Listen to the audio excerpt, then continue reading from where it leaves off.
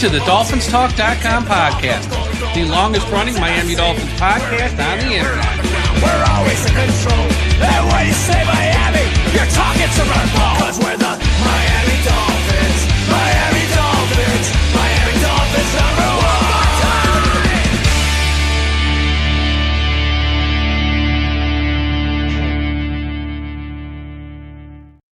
Hello, Miami Dolphins fans. How are you today? And thank you for listening to the post-game wrap-up show here at DolphinsTalk.com on this Sunday, October 19th, as the Miami Dolphins just lost to the Cleveland Browns 31-6. That's right, you heard me correct.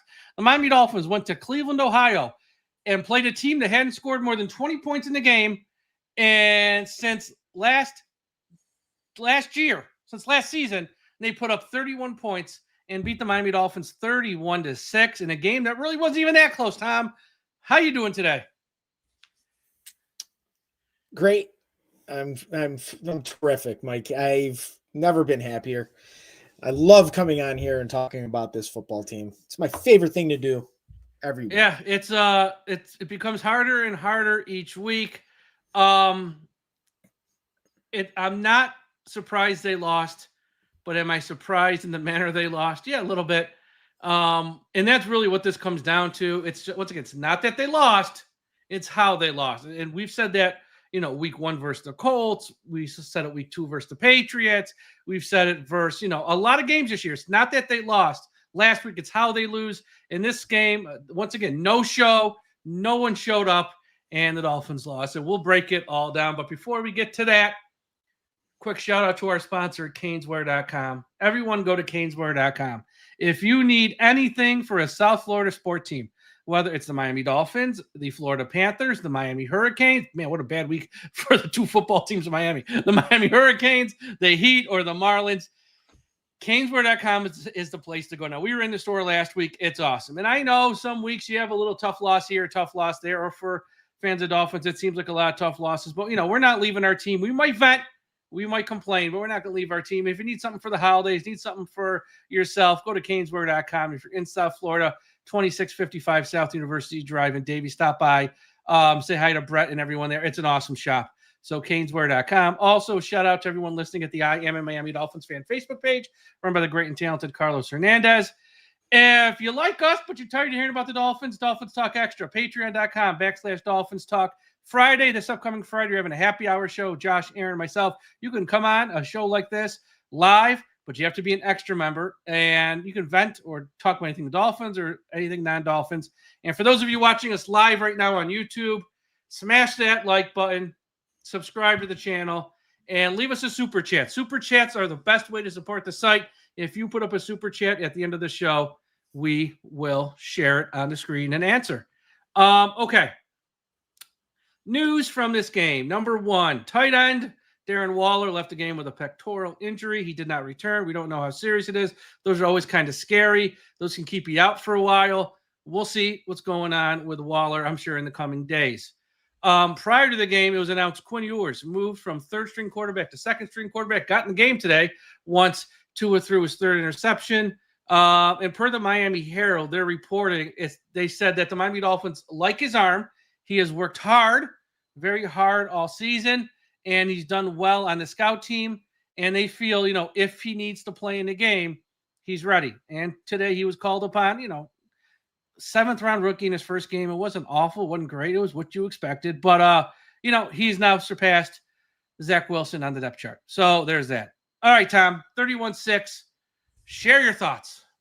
I've prepared a statement, Mike. Go for it. Read your statement. Take as much time as you want because I got a lot to say myself. I just want to start and say good afternoon to you all. I would like to thank you for joining us this afternoon, as hard as it may be. Let me begin by saying this. I've been a Miami Dolphins fan for 35 years. I've witnessed a lot of good football, and I've witnessed a lot of bad football. Today has broken me as a fan of this team. And I pride myself, I really do, on being a fan of this team.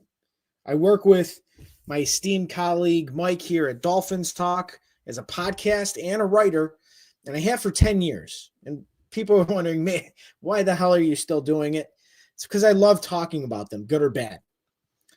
Today was an utter shit show and embarrassment. This team has been broken. They have been broken since the late part of 2024, maybe even sooner than that. Yet we sit here with Chris Greer as the general manager, who assembled a roster that couldn't hold a candle to a low-level Division III football school. Mike McDaniel has tried to be someone who he isn't, and that's a leader of men. He is and was a player's coach. This dude lost the locker room. He lost it last year. He didn't win it back in the offseason. And now he's trying to be someone that he just isn't. You can't change who you are at your core. Nobody takes him seriously. Therefore, the National Football League doesn't take the team seriously, and his players don't take him seriously, and that is a massive problem. Tua Tagovailoa has regressed to the point of no return. Whether it's his hip injury really getting to the point of chronic arthritis, which was discussed that it could be a possibility when the injury happened, or he's just going to continue to play football in fear that the next hit will end his professional career. And the team now has to make a change, whether it's now or in the offseason. And this leads me to the core problem for the Miami Dolphins, and that is hands-off owner Stephen Ross. Mr. Ross, you have created not one, not two, not three, not four, but 5 circuses with this franchise in just 17 seasons as its owner. You refuse to make changes. You state you want to be patient. Well, myself and many fans have lost its goddamn patience. Your lack of vision as an NFL owner is abundantly clear. It's time to hand the reins over to your daughter and the minority ownership. Let them be the ones that make the decisions for the future of this franchise. Failing to do so now will continue to show you just don't give a shit about us, the fans. Today's loss is one of the worst in franchise history. Why? Because they lost to a franchise that is probably run worse than the Miami Dolphins. And now the Miami Dolphins have firmly planted itself in the bottom 4 of poorly run NFL franchises. Now, I will be taking questions after my statement, but I will conclude with this. This team sucks and will continue to suck. It sickened me to have to talk about the ineptitude of this franchise for the rest of the 2025 season. I wish for Stephen Ross to hear this, and I will say this as clear as day. You can kiss the whitest part of my ass. Fins down. Mike, you have the floor. Yeah. This loss to me signifies that we are the worst team in the NFL. And I know a lot of people are going to say, oh, the Jets. Listen, the Jets came to Miami with a rookie head coach in year 1 of a rebuild. We are in year 4 of Mike McDaniel with a $200 million quarterback. Folks, Miami is worse. They went to Cleveland today and got run off the field in a game that they were never competitive in. Let me say that again. Miami went to Cleveland and got embarrassed in a non-competitive game. I don't know what is lower than rock bottom, but this is it. This team stinks. Anyone who tries to tell you that this team has talent and it's just not working is lying to you. Achane, Waddle, Sealer, Minka. Miami's got like 4 real players. They got a couple complementary pieces after that, like Jordan Brooks and maybe some others, but that's it. This quarterback, when he's not putting his foot in his mouth, is a bottom 3rd quarterback in the NFL right now. Another 3 interception day today. This head coach never, and I mean never, has his team ready. It's another game where Miami didn't show up and wasn't prepared. The play calling is laughable. Okay. Short pass to Achane, run with Achane, short pass to Achane, punt. Run Achane, short pass to Achane, short pass to Achane, punt. It's like, don't even get me started on the defense with another game with poor fundamentals, poor tackling, and a unit that was unprepared for Dylan Gabriel. Mike McDaniel and Anthony Weaver are bad mid-level management people. Both are not equipped for the roles they are in. The only thing worse than rooting for a bad football team is rooting for an organization with a bad owner. Mr. Ross, fire somebody. Send a message. Fire Greer. Fire McDaniel. Fire Weaver. Fire somebody who is partially responsible for this mess. Send a message to the fans that you care a little. The second half of this game today versus Cleveland was unwatchable. I want my Sunday back. I could have watched the latest episode of Tulsa King. I could have finished my dopey Michael J. Fox book that I've been waiting to read. I mean, Jesus Christ, this team is embarrassing. Hell, Michael J. Fox has a brighter outlook than the Dolphins at this point in his life. What am I ever going to root for a winning organization? You know, we got a bad owner, we got a bad GM, we got a bad head coach, and we got a bad quarterback. Do something, Ross. Don't put your fan base through this. I apologize to Michael J. Fox. I shouldn't have said that. He doesn't deserve this. He suffered enough. Mike McDaniel has lost this locker room. Tua has divided this locker room. And I got to read how Chris Greer is at Oklahoma, South Carolina scouting quarterbacks so he can ruin my life even more next April when he still hears the GM picking the wrong quarterback again. It's over. It's over, Mr. Ross. Everyone knows it but you. Do something. Don't be stuck on stupid and dipped in dumb. Fire somebody. This was Cleveland. This was Cleveland. I didn't expect you to win. I didn't even pick you to win. I knew we were going to lose. I didn't expect you to go out there and get embarrassed. You go out there and lose 22-15. You go out there and lose 27-21. Okay, whatever. It happens. We're bad. They're bad. That's what I expected. I didn't expect this. This is a joke. Do something. Do anything. Fire somebody, please. Amen. It's like unbelievable. It's not that they lose. It's how they lose. And that's what drives you nuts. This was like week one all over again. You know, this team doesn't care. You got a quarterback who is, I said last week, he might be an idiot. Spoiler, he's an idiot. On the broadcast today, they go, dude went home last week, turned on his phone, and was shocked to see, oh, he doesn't even know what he's saying. The kid's been sheltered his whole life. He's a moron. Okay, he's really a moron. I'm not saying he's a bad person. I'm not even saying he's like an awful, awful quarterback. He's not very good, but he's not awful. He doesn't get it. He's tone deaf to the world, lacks self-awareness. He's one of these pampered athletes from like the 8th grade on who don't get it. Like, he's part of the problem. He don't even know what his words mean at this point. He just says stuff. I can't wait to hear what he says after this game today.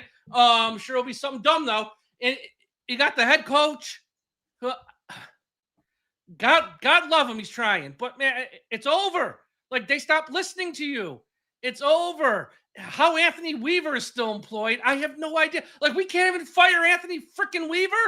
This guy was at Abomination when he was a coordinator in Houston a bunch of years back. And last year was pretty good. This year, he's back to being an Abomination. Like, last year was the outlier.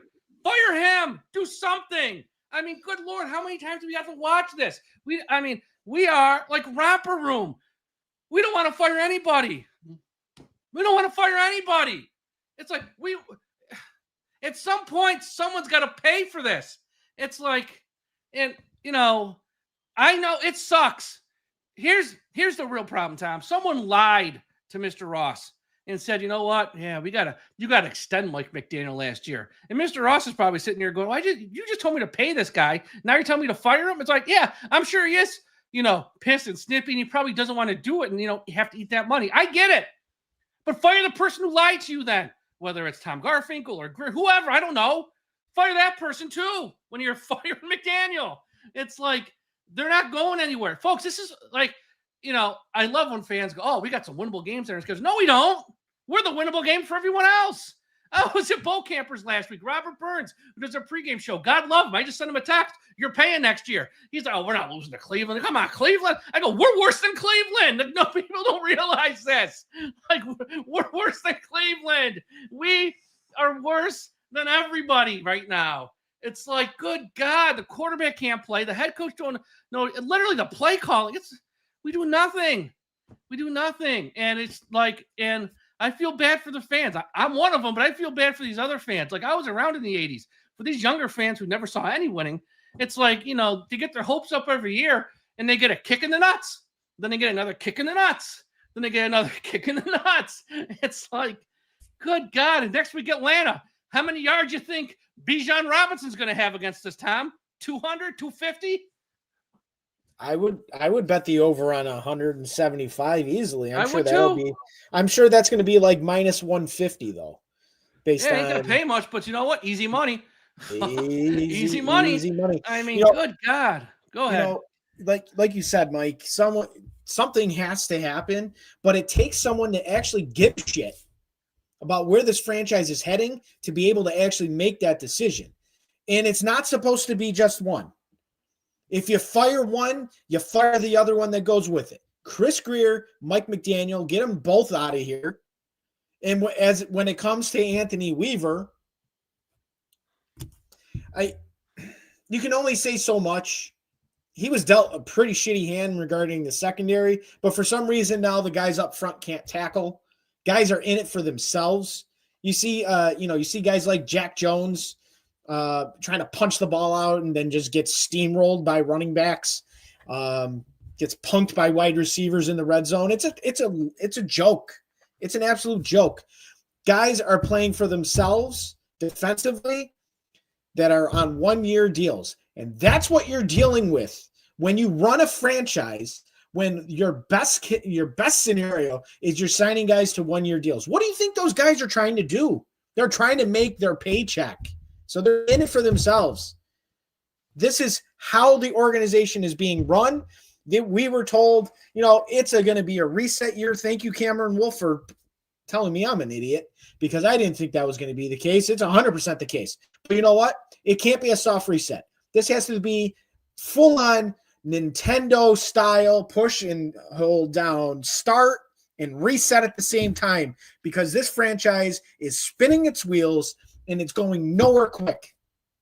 The New England Patriots have fixed their problems. They're 5-2. They hired a head coach. They found a quarterback. The Buffalo Bills, we know what they are. We've been watching it for the last 5 years. The Jets, the Dolphins are on par with the Jets when it comes to how the franchise is run. They're on par. With the Jets. And if I think we're behind them. We got big problems. Jets tried something. At least the Jets, fired their coach. They tried something new. It ain't working, but they tried.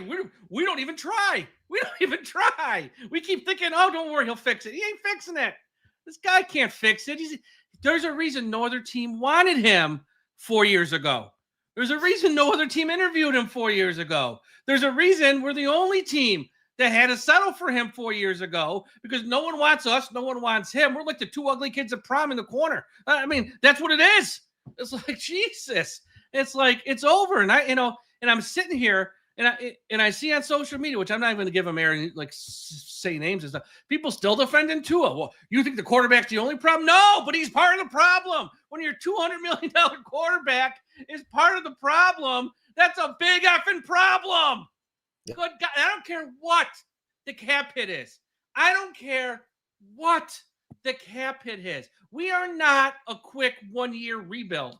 Okay, fire the coach, bring it to, we'll sign a couple free agents. Boom, we're going to be back next year. We are a 2-3 year rebuild.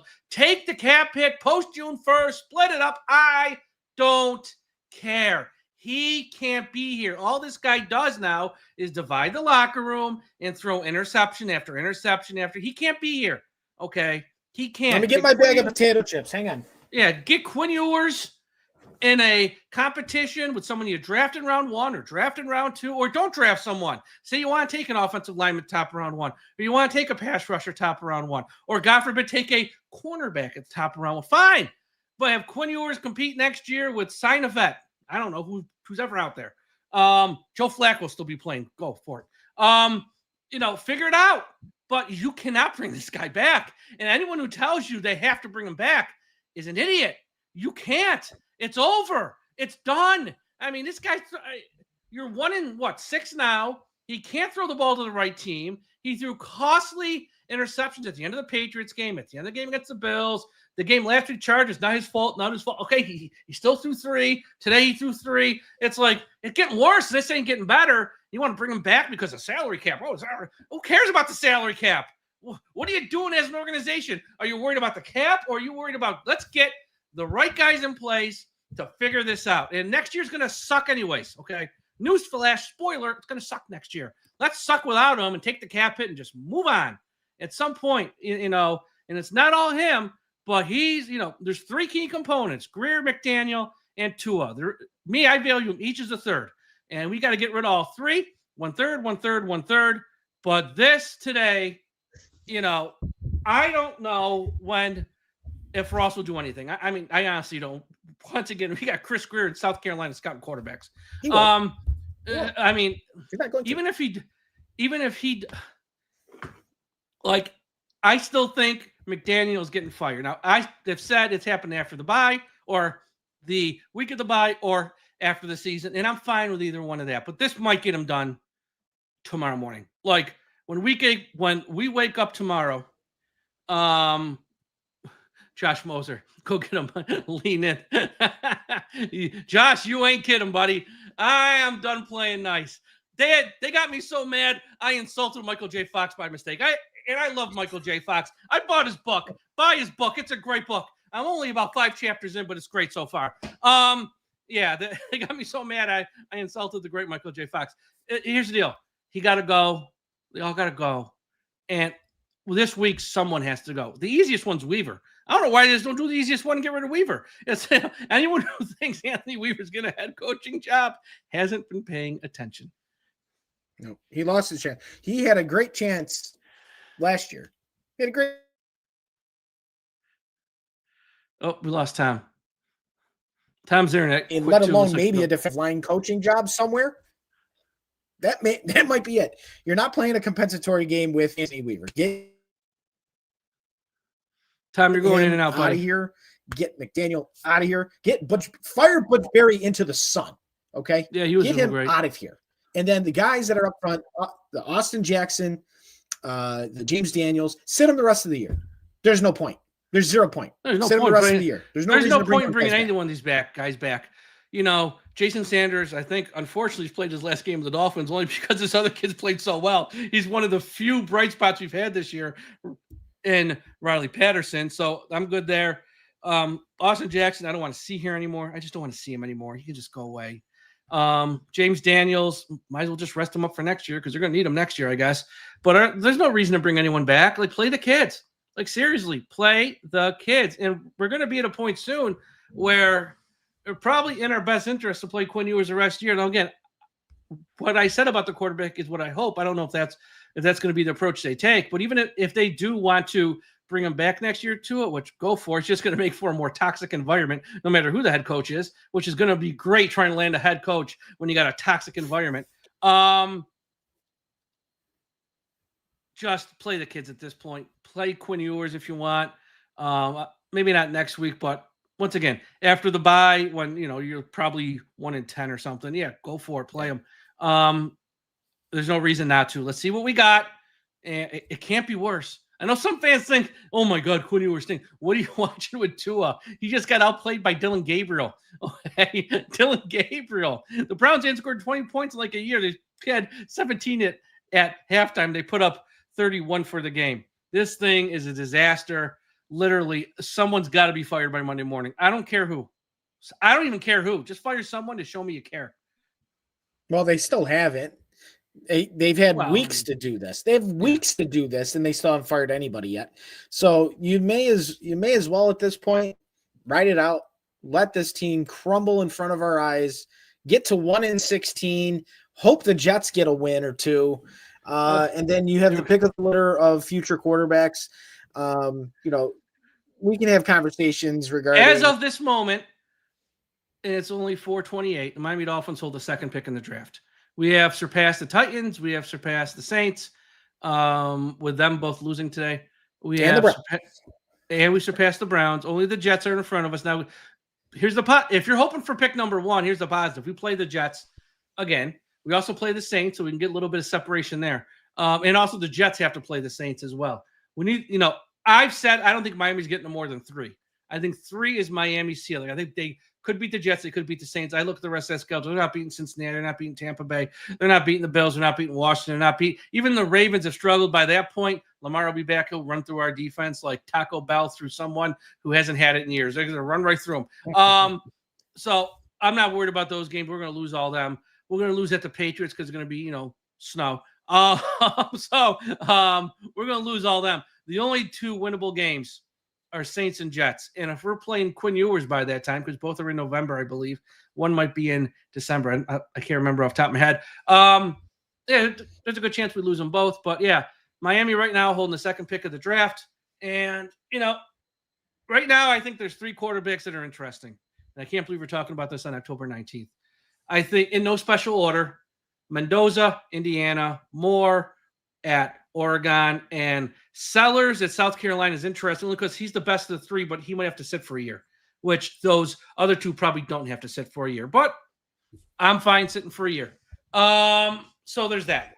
But yeah, that's where I kind of am with everything. So you want to run through this game, or at least do like a little bit of that? Yeah, why not? Let's do a little bit of it. What do we have to lose?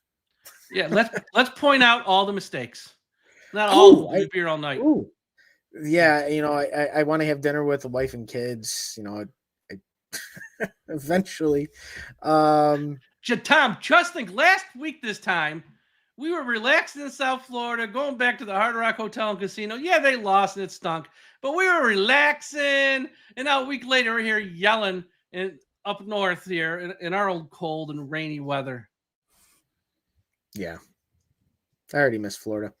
The ineptitude of this football team is maddening. The Browns won the toss, got the ball first, went 3 and out. Dolphins couldn't get really anything going. To a fumbled, potato chips. It's harder than it looks. Harder than it looks. Unbelievable. Catch a snap. They punted. Browns got a field goal. Now, I will say this: it doesn't mean anything in the long scheme of things for this game. But that field goal drive by the Browns to open the game, those were the worst freaking calls I've ever seen in an NFL game. Now, you can't blame the penalties for the loss, but you certainly can say that the game kind of turned on its head a little bit with the bad calls for the Browns field goal drive that ended on a 30-yard attempt by Smythe. The guy's last name is SZMYT. Schmidt. It's Schmidt because he played for the great Syracuse University, and he was great here with us. Now, week 1 for Cincinnati, he cost him the game. He was awful. But since then, he's actually been pretty good. But it's actually Schmidt. And thankfully, after the field goal, Devon Achane still plays for the Miami Dolphins, Mike, and he's pretty damn good. He's the only one who plays. He's the only one that plays. 46-yard run to open up their drive. Then after a 15-yard pass to Waddle, drive fell apart. It was a 33-yard field goal for Riley Patterson, which was good. The Browns, they did what they wanted to do after, again, another weird penalty, an interception by Ashton Davis, and a call on Minkah Fitzpatrick while he had blanket coverage on the receiver. And the very next play, Quinshon Judkins, Mike, 46-yard touchdown run. That kid's going to be a problem. And he made the Dolphins pay there. Yeah, he's really good. And just think, he sat out like all the mini camp, all the training camp, pretty much showed up like week 1, didn't play much, I think. Started playing like week 2 or week 3, I don't know the exact week. And since then, he is, and once again, that's with a team with no quarterback that they know you're going to run the ball, and he's still running the ball. He has been sensational. Ensuing kickoff. D. Eskridge coughed it up. Browns get it. Browns score a touchdown. Once again, push on Junkins 3 yards, and the game is completely flipped upside down. It is 17-3. Dolphins get a field goal just before the half. Thankfully, the Browns did something stupid to allow the Dolphins to get the ball back with a chance to get a touchdown to get the game back within one score. Instead, they have to settle for a field goal because the quarterback can't get the team into the end zone. Then it's halftime, Mike. Yeah. So everyone, go to mybookie.com because if you're watching, here's the deal. We're at the point now where if you want to make money, just bet against the Dolphins each week. Pretty good chance you're going to make money. So everyone go to mybookie.com. Use the promo code Dolphins. If it's your first time going there, make sure on your first bet you click the bet back bonus token. Here's why. God forbid you lose. And we don't want to see you lose your bet. But if you lose, it's been known to happen. You get all your money back. That's right. You get all of your money back. And by getting all your money back, you can bet again. And it's like the first bet never happened. So mybookie.com, use the promo code Dolphins, and make sure you click on the bet back bonus token for your first bet. And I know there's more popular apps out there. They say, DraftKings, FanDuel. I get it. But if you like to get, why not just sign up and make one bet? Because even if you lose, it's like the bet never happened. You just get to pick another game and bet again. So you might as well sign up once, create an account and sign up once and bet once with mybookie.com. And they really have a great platform. You can bet college football. You don't have to bet Dolphins. You don't have to bet the NFL. You can bet college football, Major League Baseball, UFC, golf, and all that stuff. mybookie.com. Go ahead, Tom. You there? So the second half opened up the way that you would expect it to. Little high pass, Devon Achane, ball tipped. Defender sit right there, picks it off. Tyson Campbell runs in for a 34-yard touchdown. It's 24-6. And then the Dolphins go 3 and out. Then they go down the field, get to the Cleveland 35-yard line, and Tua throws a medicine ball for Malik Washington, who thankfully did return to the game. They turn it over on downs. Tua throws another interception from his end zone with pressure starting to come in on him. Mike, he just threw it. He just threw it to a zone defender, and the Browns obviously made the Dolphins pay with a last touchdown of the game. But what the hell am I watching with Tua Tagovailoa on the ball the way that he did from his end zone, not knowing, I think that's the right way to put it, not knowing what the hell the situation is and just throwing the ball in the middle of the football field in zone coverage. He's broken, Tom. He's broken. He's broken. He's broken. The concussion, I don't want to speculate. The concussion last year against Buffalo, the hip injury late in the season, he doesn't look anything like he did prior. He's also, I don't even know if it's that. I just don't think he's built to be a $200 million quarterback face of the franchise. Some guys are built for that pressure, and some guys aren't. He ain't built for it. He ain't built that way. He's a nice guy.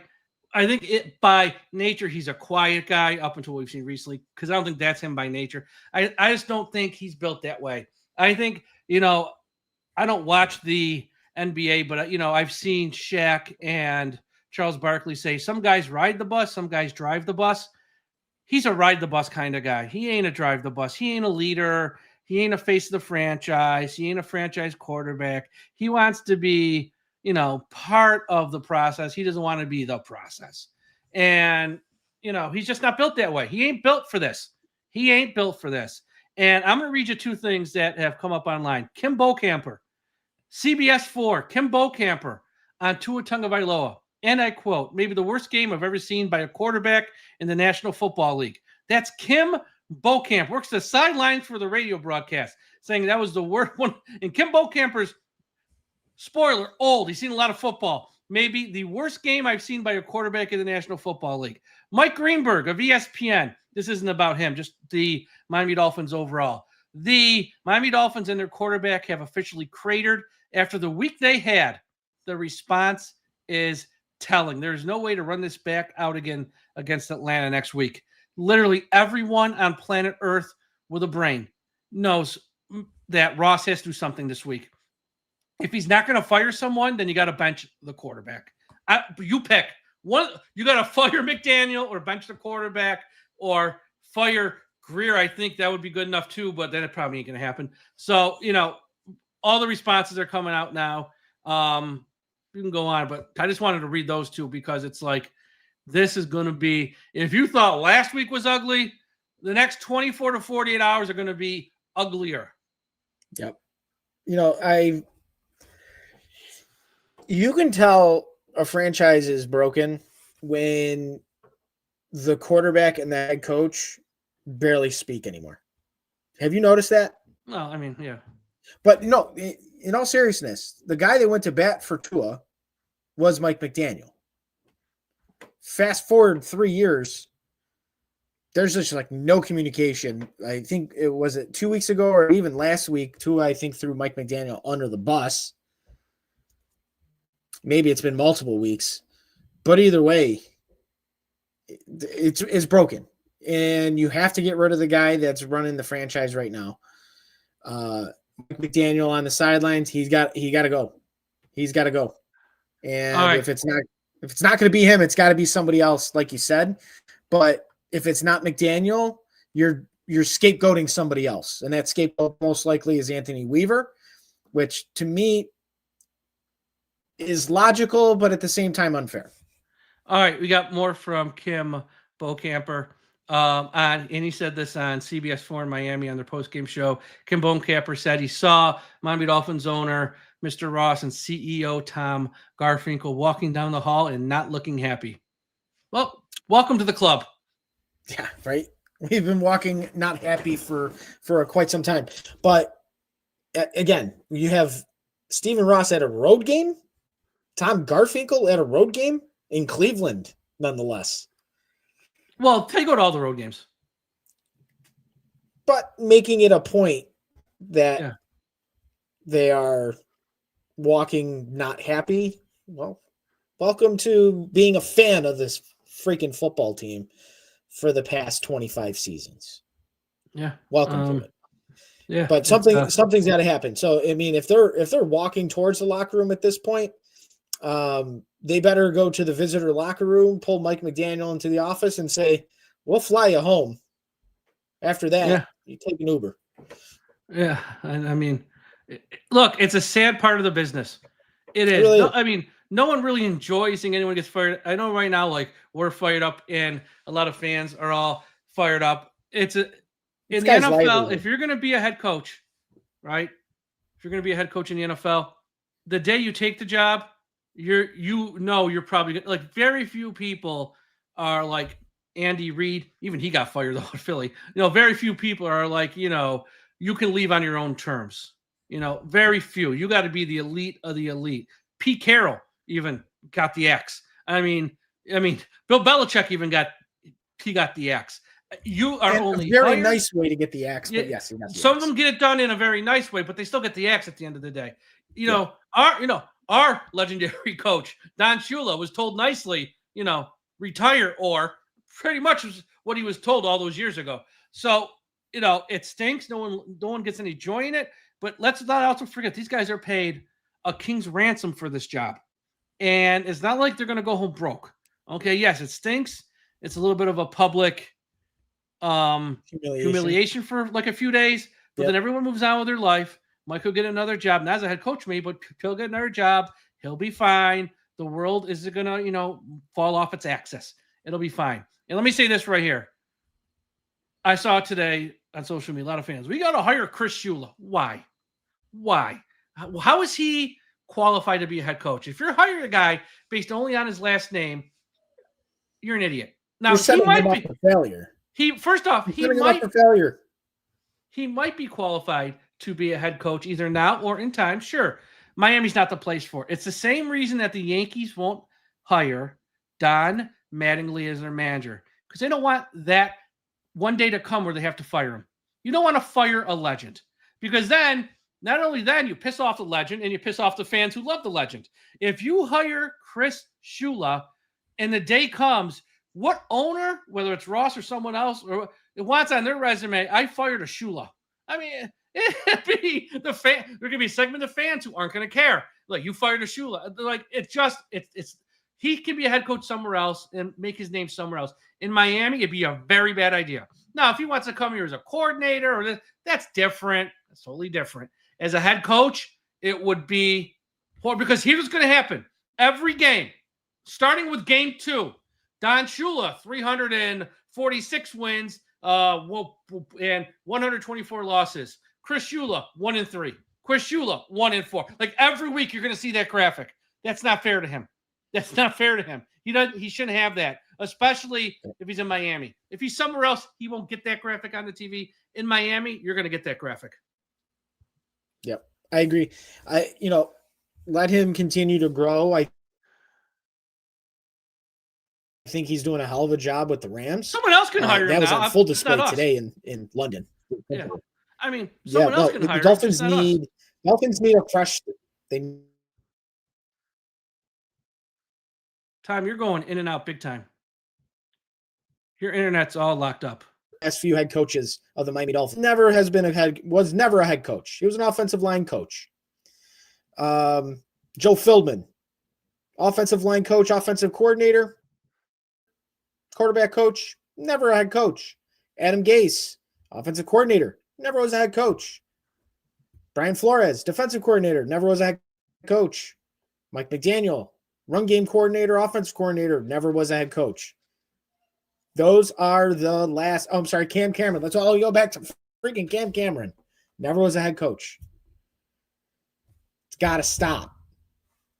Find me someone with some pedigree that has wins and that can coach a football team. And when I say coach a football team, I mean the football team, not have a guy carrying around a freaking play call sheet and then trying to run the entire sideline.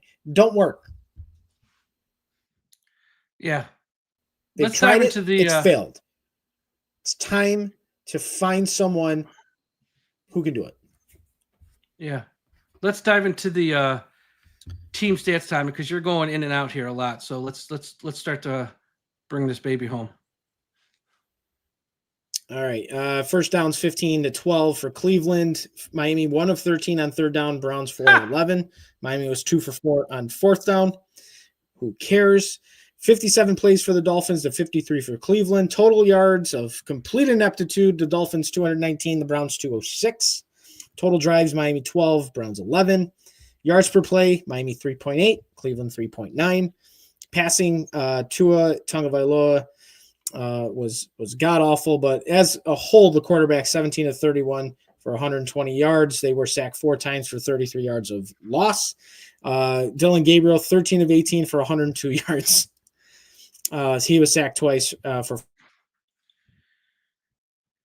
14 yards. Rushing, the Browns 33 carries for 104 yards, 3.2 yards per carry.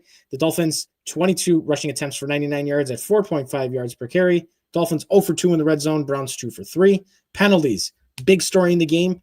11 penalties for Miami for 103 yards. Browns 5 for 37. And then last but not least, the most important stat, turnovers. Miami turned it over 4 times. 1 fumble lost, 3 interceptions thrown. Browns 0.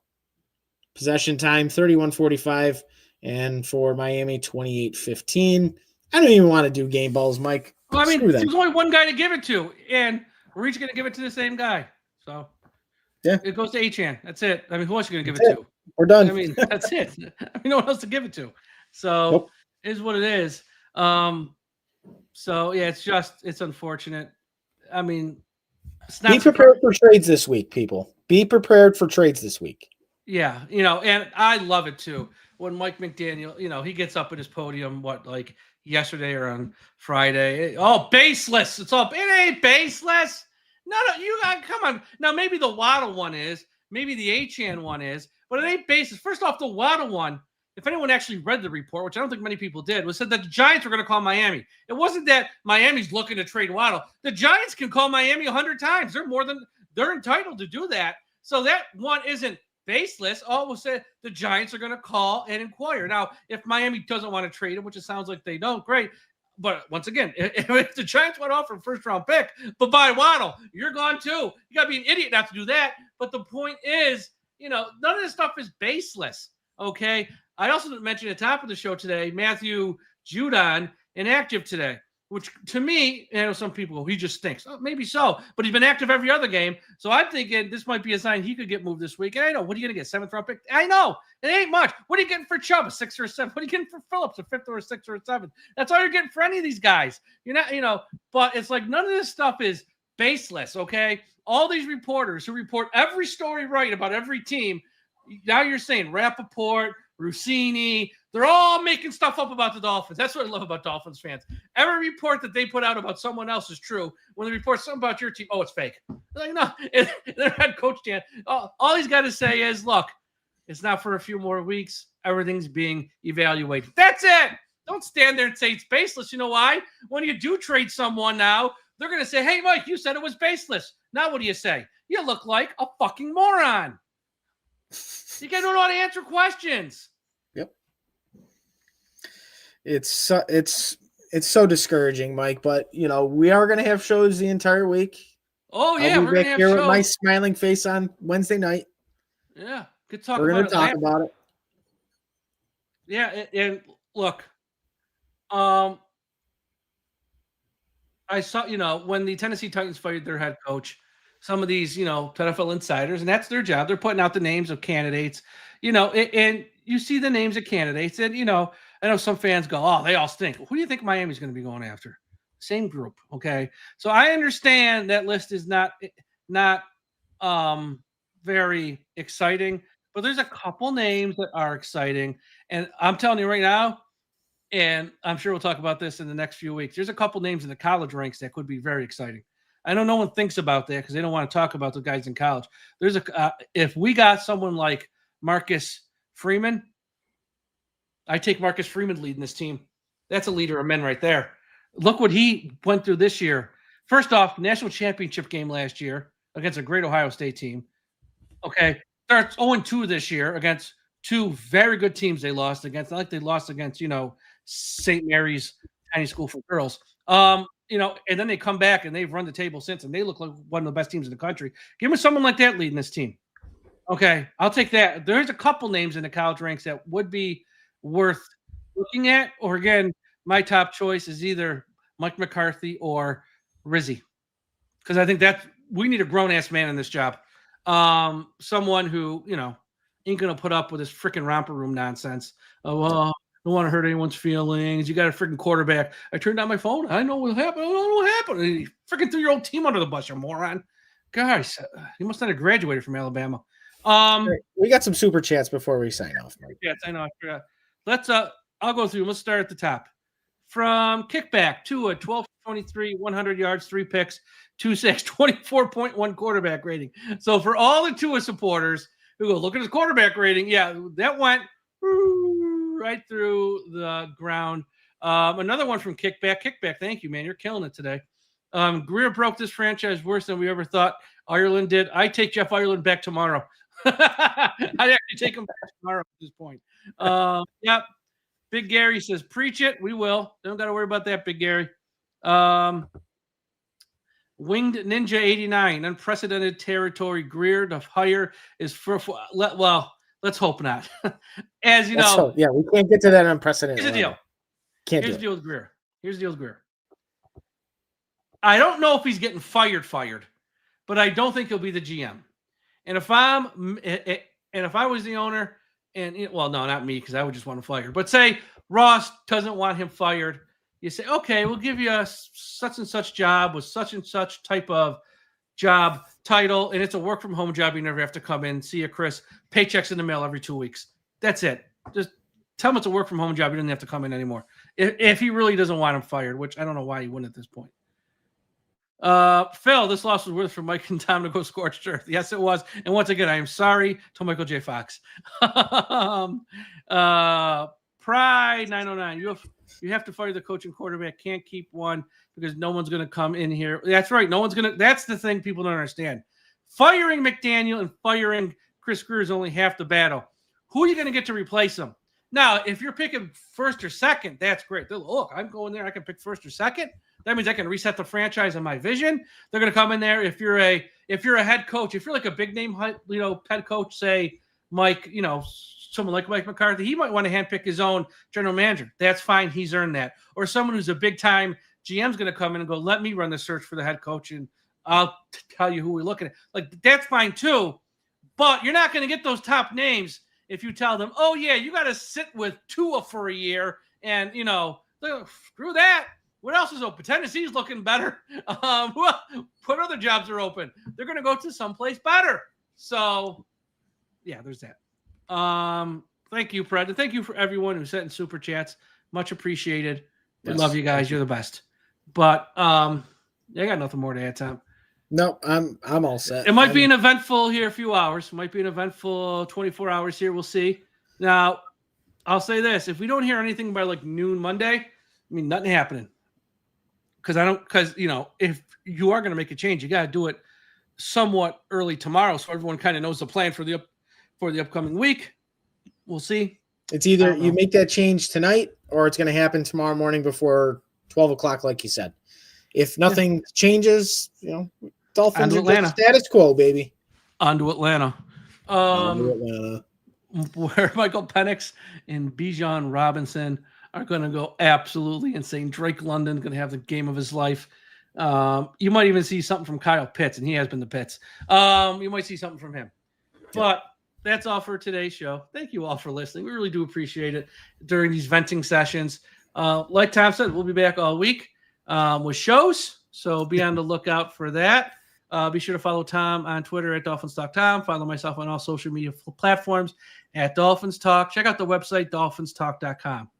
Everyone, have a great Sunday afternoon or try. Like I said, I'm going to finish my book, and I'm going to watch the latest episode of Tulsa King as soon as we're done. Everyone, have a great Sunday night. We'll talk to you again after a while.